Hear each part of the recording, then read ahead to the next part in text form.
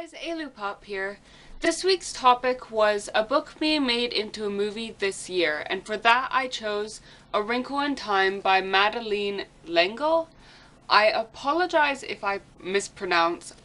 Names are not my strong suit. This book follows Margaret Murray, who is only actually called Margaret maybe once or twice throughout the book, and is otherwise just called Meg. Meg, her little brother Charles Wallace, and a boy they literally just meet called Calvin O'Keefe are drawn out and away from Earth by three ladies named Mrs. Whatsit, Mrs. Who, and Mrs. Witch, basically to find Meg's father and to show them that the world is in danger. Perhaps you can already see that I do have some complaints about this book. However, because I have more complaints than I have good things, I will start with the one good thing I have about this book, and that is that I found the concept very interesting. It takes something like the Tesseract and uses it to explain moving through space, and in the process also explains what the Tesseract is. It talks about the Tesseract partially as just as a concept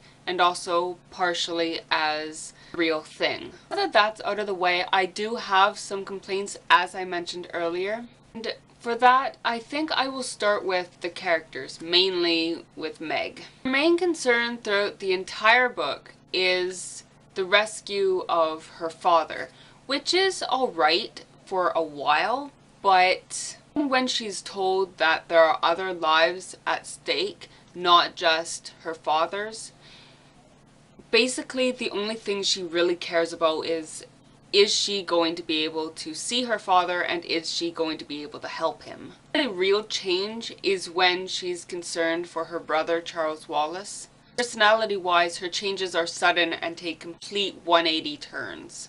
She has no patience, she's stubborn, she doesn't really seem to want to help herself. She looks to others to give her all the answers. For all the child characters, I felt that they acted much older than they actually were in the book. In the beginning of the book, Calvin says specifically that he is 14 years old. Meg, who also says that she's about a couple grades younger, I estimate to be about 12-ish. With Meg's attitude throughout the book, I felt like she could possibly be of a slightly younger age, or maybe just a little bit older.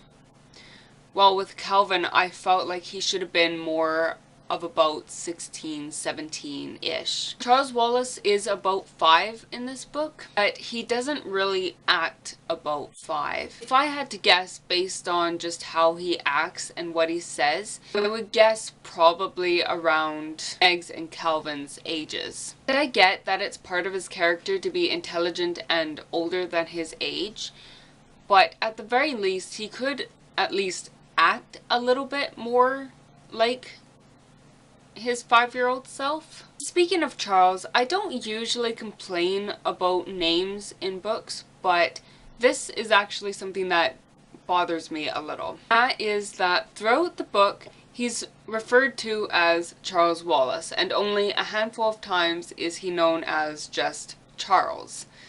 Even when someone is talking to him, it's Charles Wallace. And I feel that this just makes it awkward to say. Good thing that this book is as short as it is, otherwise this would bother me a lot more than it already does. I do feel that the book went a little too quickly. It was a great idea that could have benefited from being a longer and much more fleshed out book. I do realize that this is directed more towards children, and that children don't necessarily have the attention span that someone older like myself might have.